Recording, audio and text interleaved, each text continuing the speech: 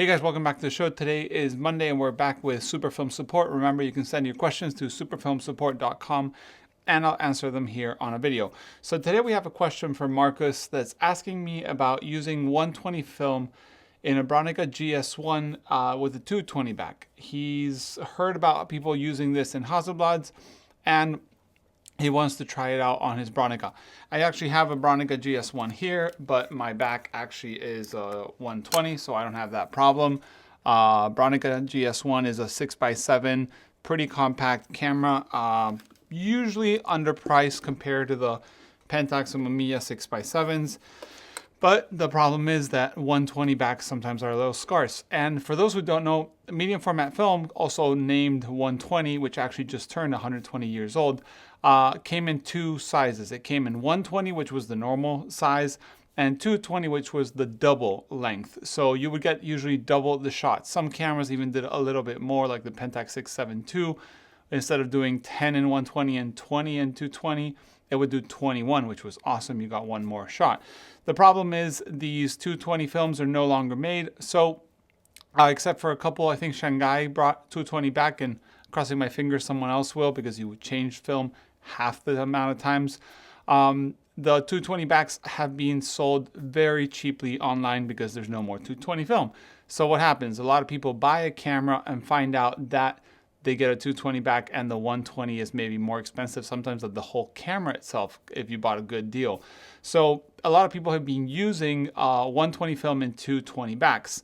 There's a couple of things that I've read online and I can't 100% say are true, but one of them is 220 film is a little thicker, a little thinner, and because it didn't have backing paper, the whole piece, the whole film. So basically 220 film was a piece of paper, then it had all the film and then another piece of paper, and that paper would keep the film light tight, but the film basically would go nothing else. So it was slightly thinner.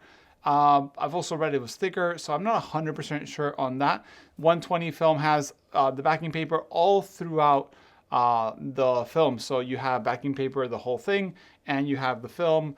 And they say the pressure plate was on a different level. So some cameras have the option to change from 120 to 220 on the pressure plate. And some other cameras had different backs, which you could exchange.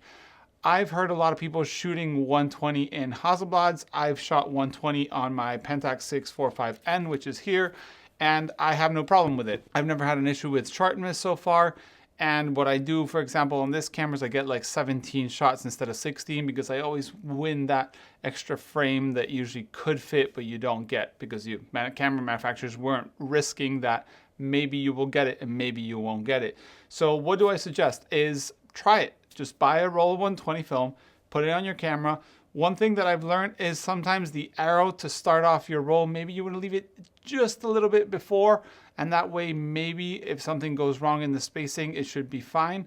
I've never had major issues with shooting 120 and 220. And like I said, supposedly there's a different depth or thickness to the pack of film, paper, and backing, like the pressure plate, but never had an issue. I've had a lot of friends shooting in Hasselblad, like you read here in your email, and printing, and no problem whatsoever. Also, maybe just in case, if you want, try doing the roll all the way wide open, so there's less depth of field, and maybe it won't correct that issue.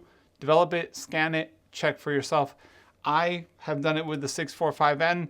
No issues whatsoever, and I've shot wide open. So maybe that will help you. So yeah, that's basically Superfilm support. As I said, 120, 220 film were different. If you have any other questions on that kind of topic, I still have some 220 film somewhere around this studio.